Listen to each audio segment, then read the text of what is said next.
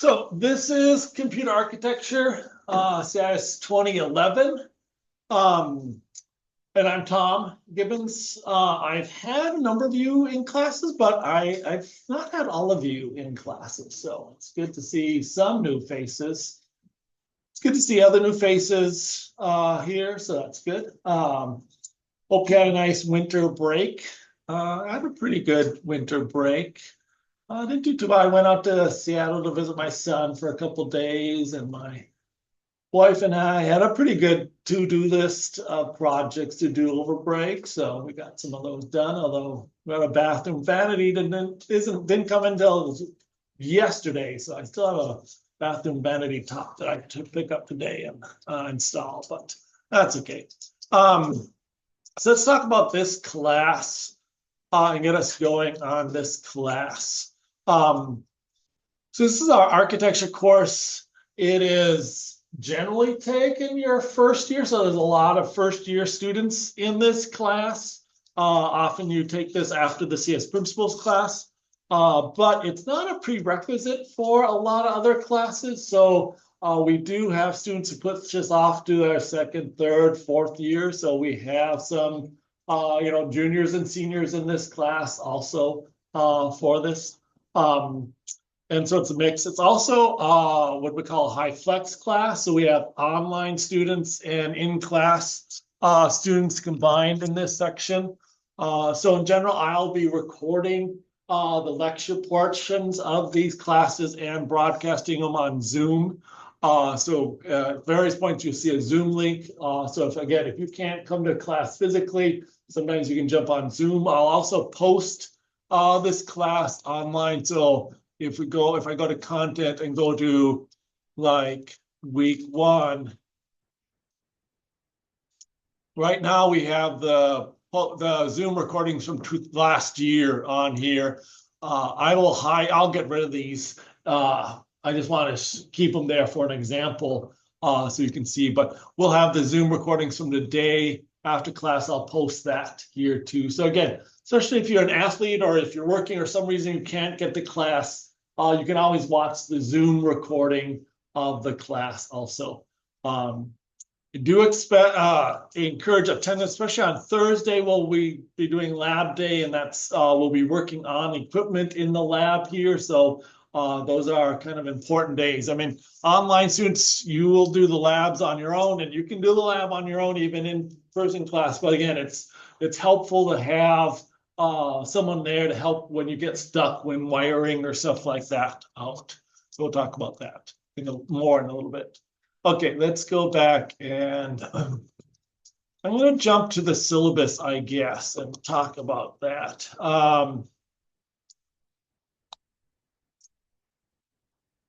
So again, generally students have taken CS principles, although some students will co-register for CS principles at the same time as this class, and that's okay. We're a high flex class. I'll be lecturing from this textbook here, so I find that's useful as a text. You can decide, again, a lot of students buy this textbook and like to read it. If you just want to follow along when I do the lectures and that sort of stuff, you can generally get by with that too. You can decide how that works. Yeah, so that's our textbook here. And we'll be using some hardware. And again, we'll talk about this more in a little bit. We'll delve into deeper in hardware and what you need and what we can provide and that sort of stuff. Here's my cell phone number.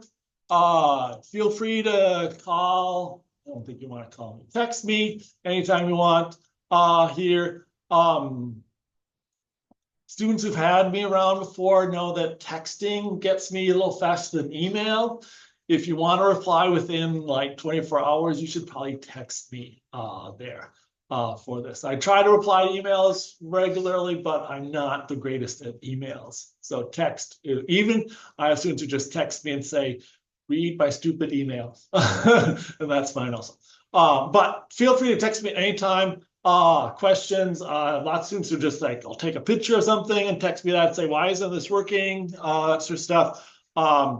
My phone's smart enough to go silent when I'm sleeping, and so you don't have to worry about whether or not I'm awake or not. My phone takes care of that. So if you think I'm ignoring you, it's probably my phone that's ignoring you there. So that's fine. So feel free to text me and that sort of stuff.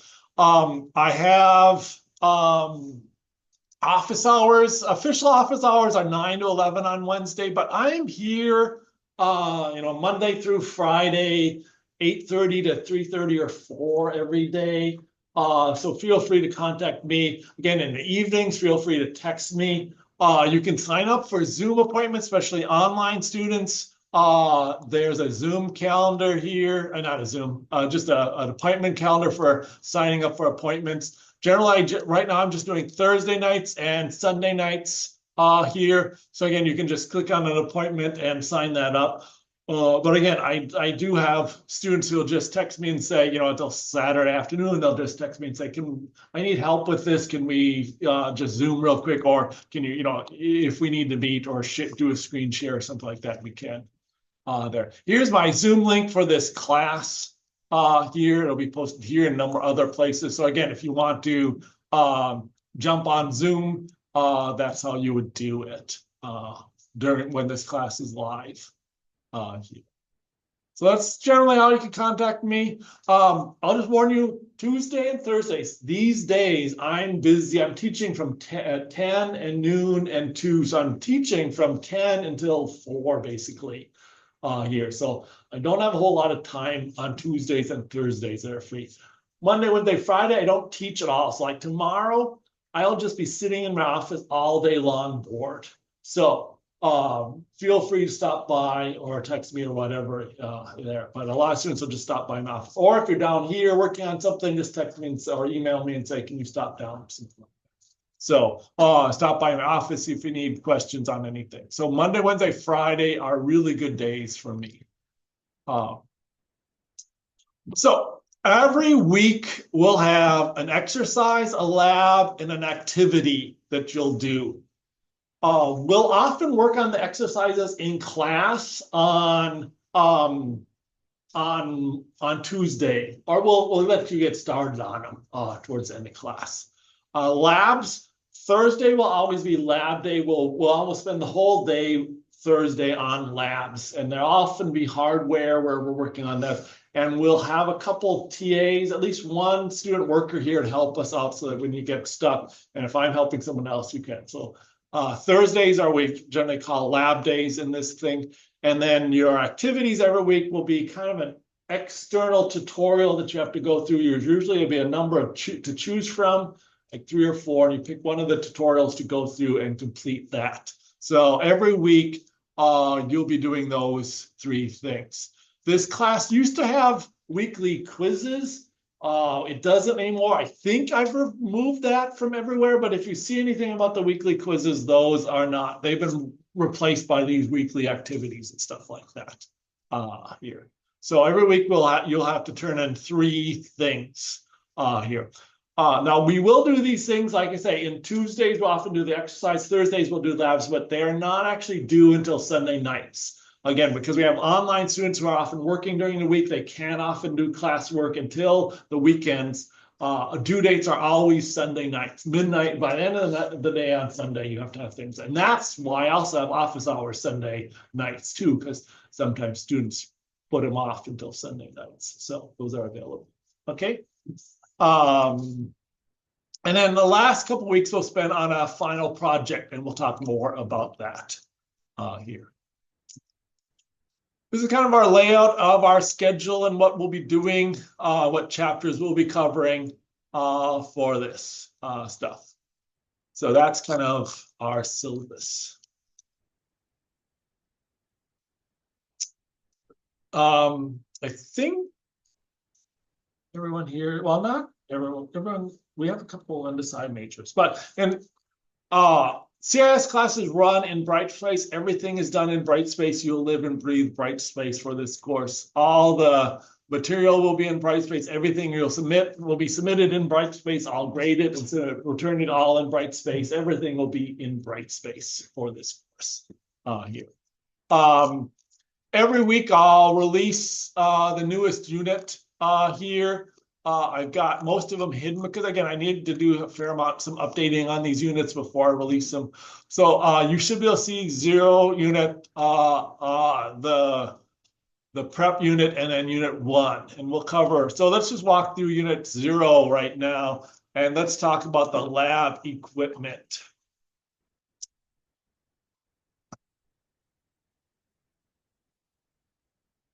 So we'll be using single board computers for a lot of our labs. We used to do, a long time ago, this was like take a computer apart and rebuild it. So we'd actually have students buy cheap computers in cases, big full-size computers, and we buy the parts and build a computer and that sort of stuff. But nowadays, not many people use full-size computers, that much. And then they're just if you're going to build one, you probably want to maybe spend more than a couple $100 with parts for it. So we moved to single board computers to get at this hardware stuff. And so we have about 12 of these packages like this that you can borrow for this class. Although you have to return it, but we suggest if you can to buy them. So again, I sent out email, a number of you are on the list to borrow these packages, and that's fine. So every Thursday we'll work on this. I'll have a cart with all this material in it that you can borrow every Thursday, and you can take, if you're borrowing ours or using your own, that's fine. We'll work on it in class on Thursday. If you want to take it home, we'll work on it. You certainly can, or if you want to leave it on the cart, you can leave it on the cart, and then every Thursday I'll bring the cart down here. So what do you actually need in this? So the main thing is a single board computer called a Raspberry Pi here.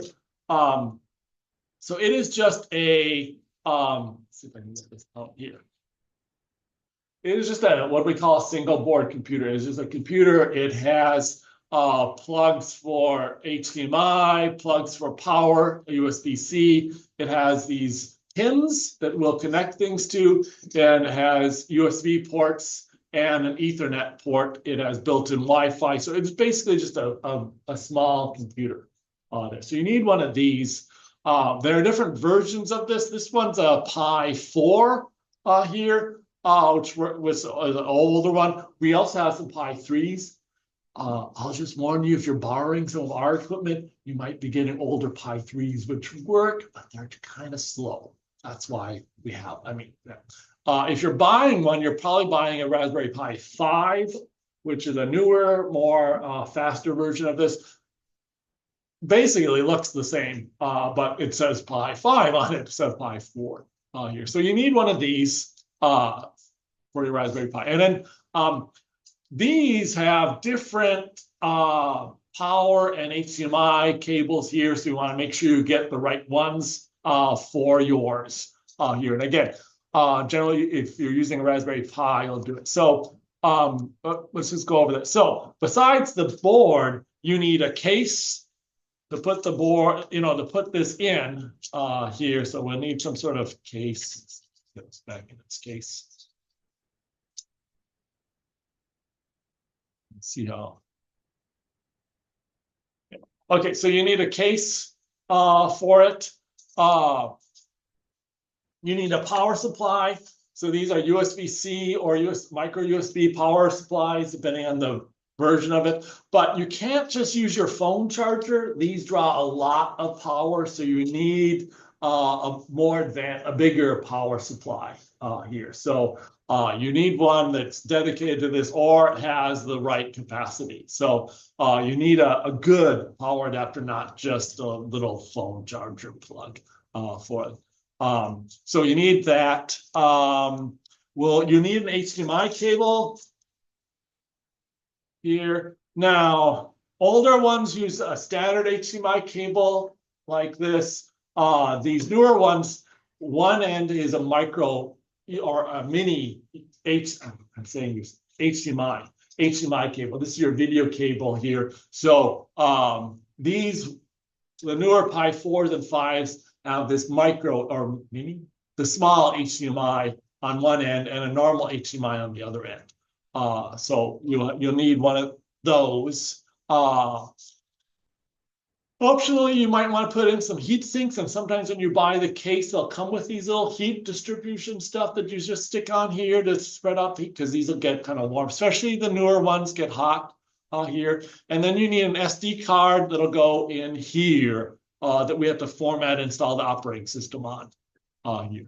So that'll be this whole unit, kind of this sort of stuff for the Pi. Now, we will then run some electronics on here. So we'll take a breadboard where we can put wires and other devices on here, and we need a cable, and the cable will then connect up on here. So that'll plug in here, and you can then program all the devices and circuits on your breadboard. So you need, this is what's called a GPIO cable and interface board. So you'll need this cable is actually separate. Mine's not coming out. And then this little T adapter sort of stuff is the board. And then this is the white thing here is the breadboard here. Then you'll need some wires here. So we'll need some,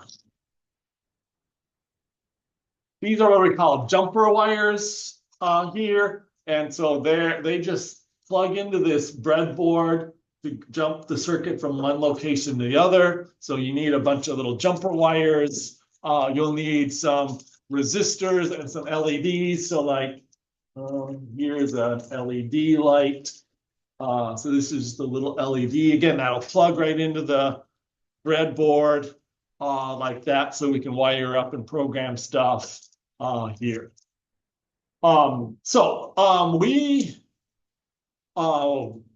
So for on-campus students, we have a bunch of the electronics parts. We have plenty of these. So if you don't, so we can certainly lend you it. Some of you will get the whole unit. Some of you, if you want to just get a bag of electronics, we'll do a bag. We can give you a bag of electronics. Some of you want to buy these, you can certainly buy them, and that lets you do and play with these on your own also.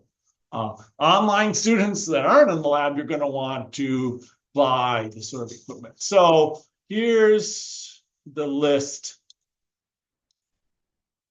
And I think hopefully a lot of you have bought this yet already. We'll start this week playing with it on Thursday. And again, we'll have enough around and we'll partner up a little bit. So if you don't have one, don't worry about it for this Thursday. The following Thursday, hopefully most people will have the Raspberry Pis go. I know, especially some online students and stuff, and there's some delays and that sort of stuff. I won't count labs, the first two labs late. So if you don't have the parts right away, I won't put it in, use any late penalties for those. But again, so here, you can buy a Raspberry Pi. There's different vendors, DigiKey, Adafruit, and Amazon here that you go. So if I go to DigiKey hires a lot of our students, so we like to support them, and they have really cool programming company. And has anyone been to the DigiKey headquarters yet? Has anyone been on that program? So every fall we send a team of students to a big programming contest at DigiKey to get a tour where they have really cool robots that run everything around. Well, don't run, but yeah, deliver. So try to do that. So DigiKey, again, you can just buy this. This is our single board computer. It's $60 here. If you go to Amazon for $120, you get the case and the heat sinks and the power supplier and the HDMI cable and the computer and the SD card. You get the whole package here. Otherwise, at these places, you can buy, you can buy your a power supply here and stuff. So generally, you should kind of pick one of these columns. And just, again, if you haven't done this, you should just pick one of these columns and do it. Similar for electronics. Again, on campus, we have this stuff online. You can just go here and you get, this has again, the breadboard, the cable, the T adapter, all the jumper wires, resistors, LEDs, some push buttons, that whole thing all comes together for you here. And Amazon has similar packages here that you can buy. Okay. So Thursday, we'll spend the day trying to set up Raspberry Pis. I'll bring down Pis. If you have your Raspberry Pi, bring it on Thursday. We'll start trying to get it organized and get it set up here. Now, the last thing is that the Raspberry Pis need a keyboard and a mouse and a monitor here. So a lot of people have a spare keyboard, mouse, and monitor around. And if you do, you can just use those. So like when I'm working in my office, I just unplug the keyboard and mouse to my computer and plug it into my Pi when I'm working on it. In the labs here, we can do the same things. These labs, we'll just take the keyboards, the monitors, and the mice and unplug them from the computers and plug them into our Raspberry Pis and use them there. So in the labs, we can do that. I don't know if you've noticed, usually the keyboards and mice are kind of wired down so students don't steal them. Not that students would ever steal a keyboard, but in this lab, they're not there. So that we can do that. And we can plug them into our Raspberry Pi. So IT is very nice to us that way.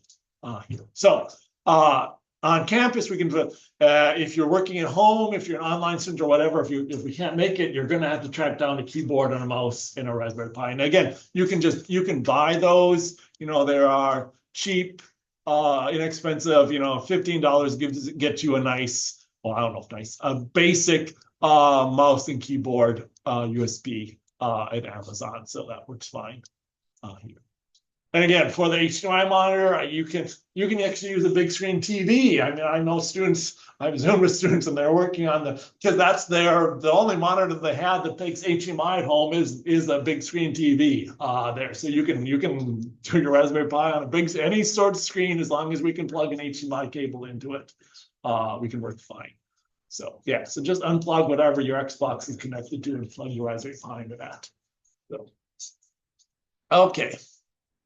Questions on the hardware? So,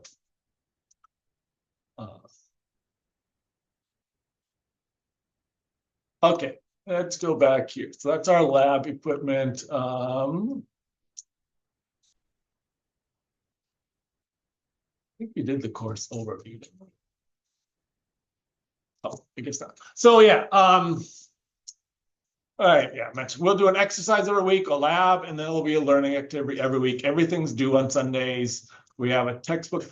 It used to be a textbook was only $10 with this packet thing last year, but this year it doesn't seem to be included on there. There are a couple different ways of getting this textbook. You can look online, electronic versions of it. So feel free to look at those here. And again, I'll lecture from it. And we'll talk about it. There will be some tie-in to the assignments, but when I do that, I'll quote the whole question. So you don't have, I won't say look up this question in the book. I'll just give you the question so you can see it if you don't have the book handy. So okay, and again, here's my contact information and Zoom stuff again.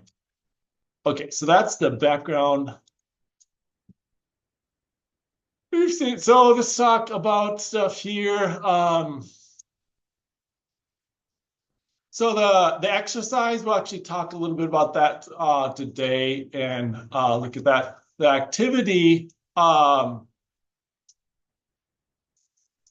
here I'm going to go into another unit to look at this. Let's go to unit maybe 3. Okay, this is a better activity. Okay, so again, here we have an exercise. We'll generally start, we'll start this in class and assign you in teams and do it in class, this sort of stuff. This is your activity. And again, what we'll generally have is a couple different options and often from different vendors on different hardware stuff. So this is again during Microsoft Azure stuff, Google Cloud, or Amazon AWS. One of the things we are doing in this course, again, so we are working on kind of hardware stuff. So we'll work on actual hardware in class, but also a lot of times now hardware is not hard. I mean, when you want to start up a computer or use a computer, you're going to actually use a virtual computer in the cloud somewhere. We'll be talking about this sort of hardware, and then we'll also be talking about cloud-based hardware and cloud-based servers and cloud-based stuff. So a lot of our exercises will be cloud. Now, there are three main cloud vendors out there: Amazon's AWS, Google's Cloud, and Microsoft Azure.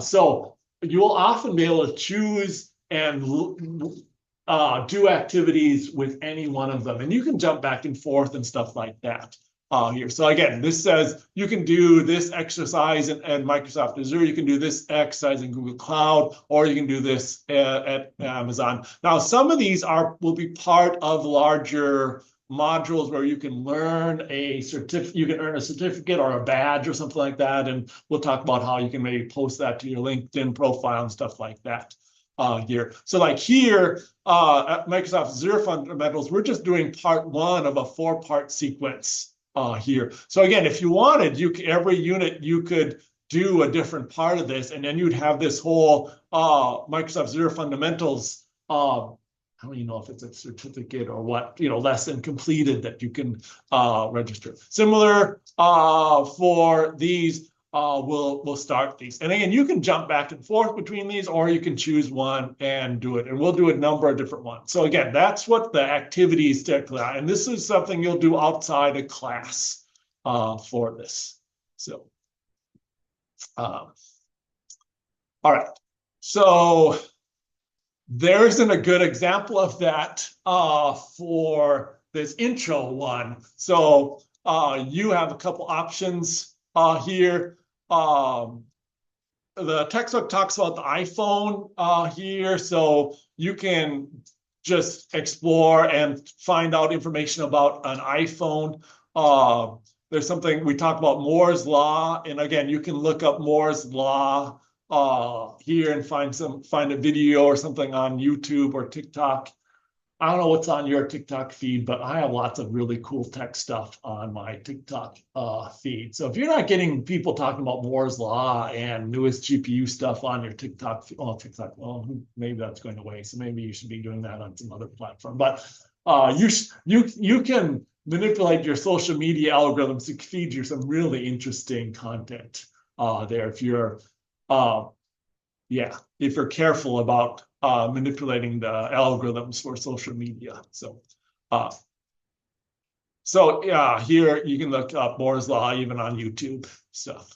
And then there's a simulator for a simple processor sort of stuff, so you can go through that if you want. So again, you just have to pick one of these options and do that for this. And then again, this lab, we'll do our lab on Tuesday, and we'll just talk about the Raspberry Pi, and basically we'll just see if you have all the parts, make sure everyone has all the parts, and we'll try to plug in your Raspberry Pi and see if we can get it to turn on. So that'll be most of the lab on Thursday, is trying to get all the parts together and turn these things on for that. Okay, so let's talk a little bit about the readings here. I think this might be out of date. I was just looking at that. So I'm just going to go here and jump in here. This is chapter 1 of our textbook. And I'm just going to walk through some of the basics here. And again, this is just an intro textbook, intro, chapter. So it really doesn't have that much in it. It has a lot of history here. And, I love computer history, but I find students are not so interested in computer history. So you can, if you're really interested in this, you can look in this. So talks about Charles Babbage and the analytic engine back. This is a mechanical computing back in the 30s, 1850s, that sort of stuff. If you're familiar with Ada Lovelace, we'll be looking at her. She kind of designed the first programs that would run on this mechanical device. And so some people think of her as one of the first programmers. Charles Babbage never actually got around to building the analytical, no, complete. He tried to build it for many, many years, never actually finished the analytical engine there. But there's some really cool stories about that. The ENIAC is another early computer. This was developed and programmed. And again, we're beginning to get a little bit of what we call electromechanical computation here, a mixture of mechanical switches and electrical items here. This is back in the day. You may have watched some of the early computing history, like there were people that were called computers back then that used mechanical calculators to do computing. So you hired a person as a computer to do math calculations and stuff like that. And that's why the first mechanical, more automated versions of this were called computers. And a lot of the people, largely women, who were hired as computers back in the day were some of the first programmers there, writing programs that would program these first electromechanical devices back then. So IBM PCs started, and these are we started with very big computers, and then we moved to these smaller personal computers. I consider myself kind of the generation of the PC. When I was in college, I had one of the first computers. I had an Apple computer that I had in my dorm room. One of the few people in my dorm room floor that had a computer in our room. And nowadays they're all over the place, of course. We'll talk about different types of processors, and these early things use this 808 processor here. And again, and that architecture is largely the same architecture we use today. We just have it faster and more memory and that sort of stuff. So from 808, we went from the 8286, 8386, 8486, 85, Pentium sort of stuff. It talks about the iPhone and the invention of the iPhone here. So you've always had smartphone? Do you remember a non-smartphone? Did anyone ever have like a flip phone or anything like that? Some of you had flip phones, early phones, so you don't have always had that sort of stuff. So again, we've had this sort of stuff for a long time. Here we're talking about Moore's law. This is a law that really talks about that again, there's different ways of saying this, but about every 18 months or 2 years, the speed of computers is doubling. Moore's law really doesn't talk about speed. It talks about the number of transistors on a single board, and says the number of transistors on a single board doubles every 18 months here. But in our world, what that actually means generally is the more transistors if you can fit it on a single board, it is very fast. Communication within a board is very fast, where communication from one computer board to another is much slower. So that also just means that we can do things a lot faster. And this has been going on since the 60s here. So, and again, the number of components per integrated circuit is doubling about every 2 years. And we've been doing this for years and years. There's lots of discussion now that we're getting down to circuits so small that just from an atomic point of view, we can't continue Moore's law. And then they're looking at ways around this in different ways. Talks about GPUs and how maybe not doing things smaller, but doing them much more in parallel, where now we're seeing we can do a lot more in parallel. Even our normal computer, which would have a single CPU in it, almost all of them now have, well, we don't call them CPUs, we have multiple cores. You might be running 8 or 16 cores. So again, we were running 8 processors in there rather than just one processor here. So again, that's parallel, but then also like things like a GPU is set up to run thousands of calculations simultaneously when we can. So Moore's law stuff. gets talking about quantum computing and that sort of stuff. I'm not a big fan of quantum computing yet. We'll see if that. I didn't really think the internet would catch on either, and I wasn't so right. Well, I thought the internet would catch on. It's the web. I remember seeing the first web browser and thinking, no one's ever going to use a web browser. That's just so slow and icky. Why would you ever want to use that? We have Gopher. But I was wrong there. I also didn't think Apple stock would do very well. I wasn't very good there. So I'm not really good at predicting the future. I'll just warn you there. So I don't think quantum computers are going to be a big deal in the future. So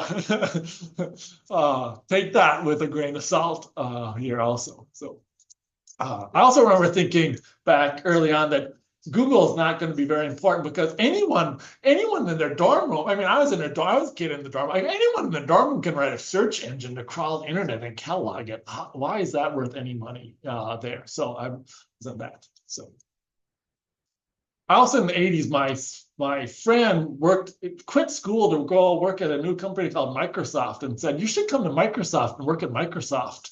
And I said, no, I'm going to stay in school and get a real job when I graduate there. So I didn't go to Microsoft when they were a startup. So my friend likes to remind me that now that he's retired. Well, he's been retired for 20 years. So there. So, okay, enough.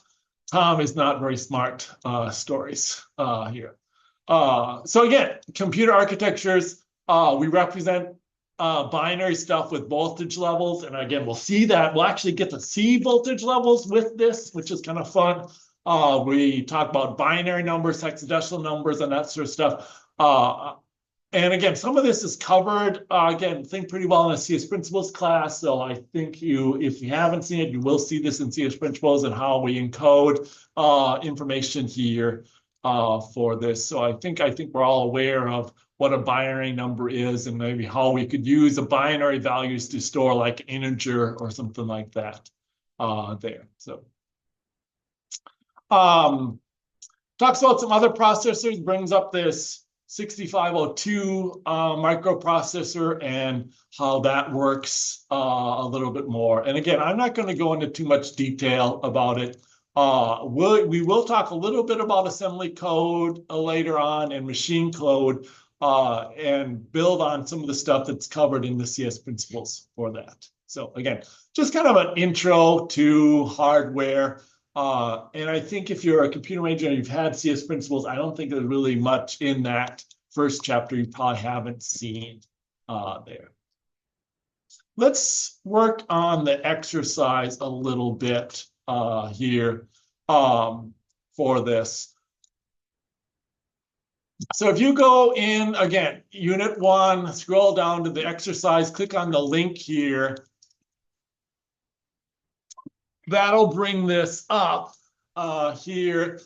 And again, generally, what we want you to do is make a copy of this and turn in this. So this is in Google Docs. I don't know, you're probably familiar with working with Google Docs. If not, you'll get familiar with working with Google Docs. So under here, I can just say, make a copy of this.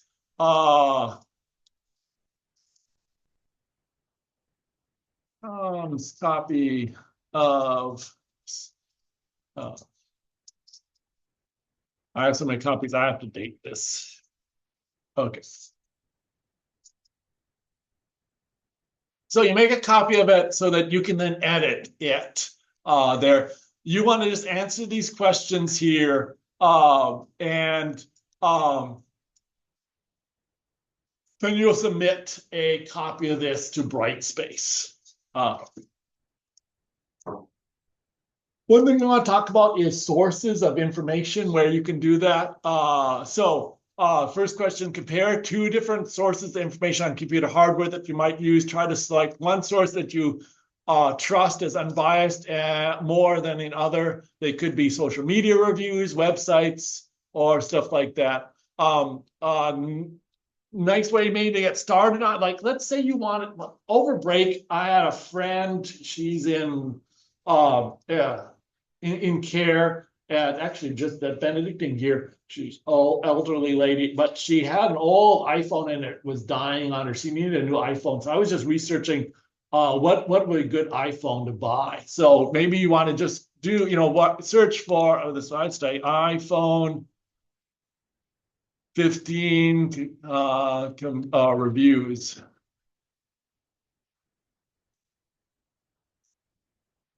Okay, so I can look on Reddit to see that. I can look at Consumer Reports. I can look at Apple Tech Radar, New York Times. So pick, again, some of these sources, ZDNet, CNET, and some of these will be biased. Well, certainly like Apple will be biased here.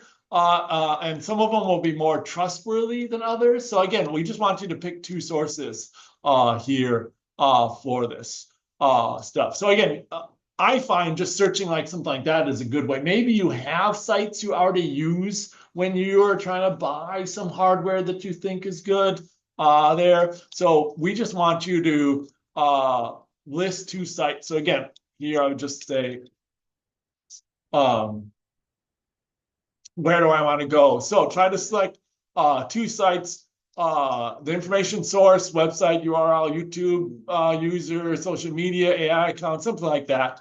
What do you think of the source? Is it biased or not? And what type of information do you get from this source? So you can also, maybe you're on YouTube. What YouTube was?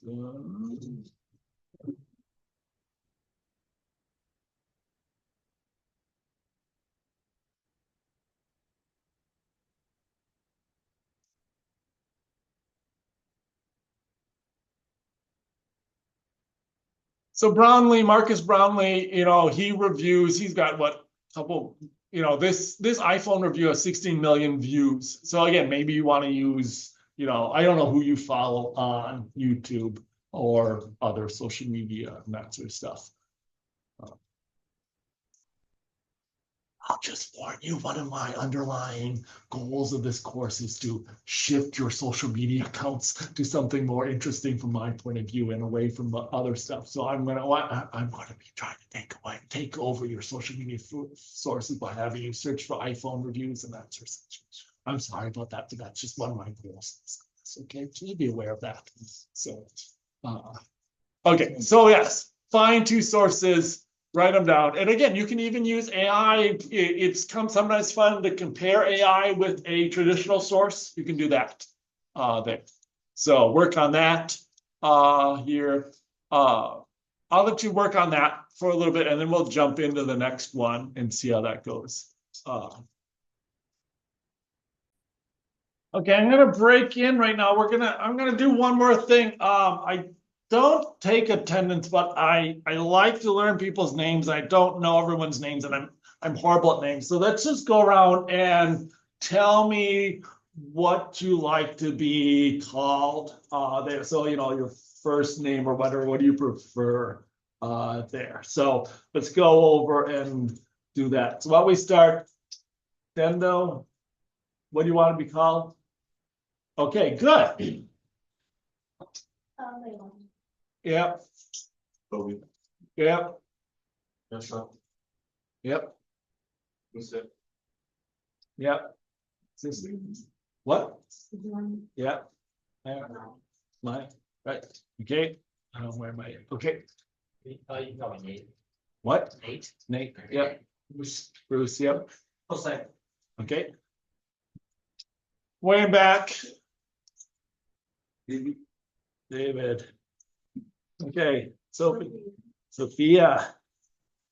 Okay, David and Rothbard. David. Sophia. Alberto. Yep. Ryder. Miles. Yep. Okay, sounds good. Okay. I'm gonna just explain the next two things, and then we'll be done for the day. You can again stay around and finish this up if you want today. Again, this isn't due till Sunday, so that whatever you want.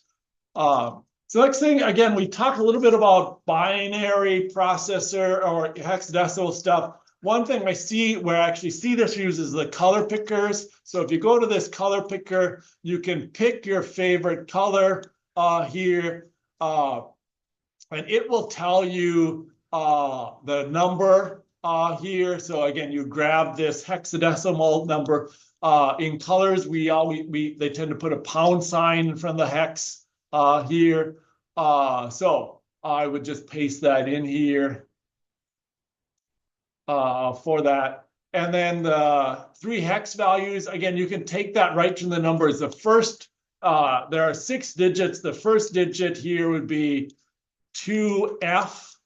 The next digit would be like here, it'd be 86, 86. And the last 2 digits are 6A, 6A. And I can actually see those. Maybe I can't see those here. Yeah, 2F866A are the hex numbers there. And then the binary values, if we just convert these from hex to binary, again, so 2 in binary is just 1 0, right? Is that the binary for 2 for that? So I could just write that because I could do that, but this will tell us it because again, the binary will be in 2 parts, 2 and then F. So this is the binary for this. And again, one of the reasons why we like this is that hex, this 2 is actually these 4 digits, and this F is these 4 digits there. So I could actually do that in my head. 86 would be an 8 and then a 6 there. So this is an 8 and a 6. And a 6A is actually this.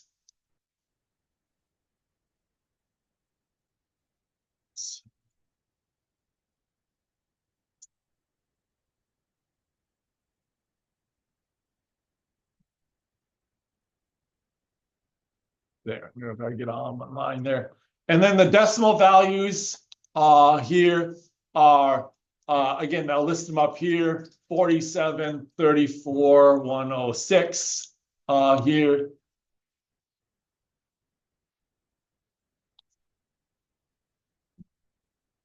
And again, this is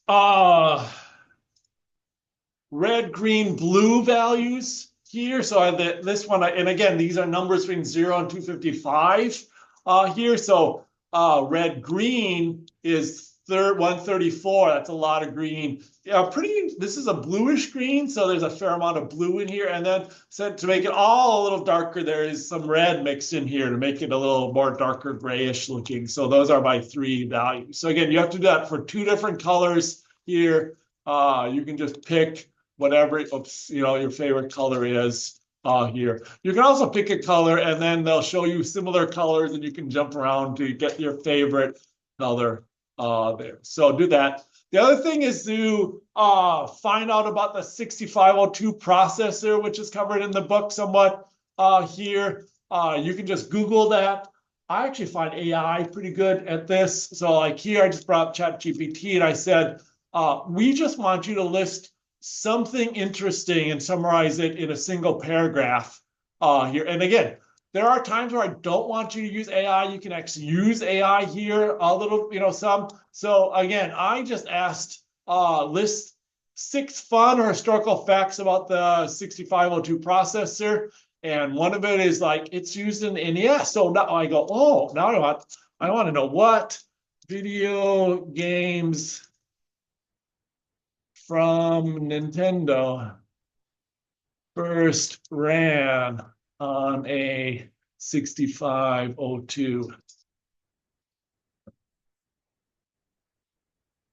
or something like that. Okay, so again, think of some facts. You can ask AI for some facts, delve a little deeper in it, and create a single paragraph summarizing one of those facts there, and paste that in here. And again, you can just Google it. There's lots of stuff written on it, or you can use an AI to do it. If you use an AI, just let me know which AI you use, like ChatGPT or something like that. I just like to know that sort of stuff. Okay, questions on the exercise? Again, you can submit it. There's a couple ways of submitting it. You can share it with me here and then submit the link. Or you can just download it here. Download it like as a Word document or a PDF both those work fine and submit it as your assignment for this. So those work. All right, so that's all we're gonna do today. Thursday, if you have some equipment, bring your equipment on Thursday, remember, okay? And I'll bring a bunch of equipment and any other supplies, and we'll try to make sure everyone has a kit that's working, or at least a kit on order. Sound good? Okay.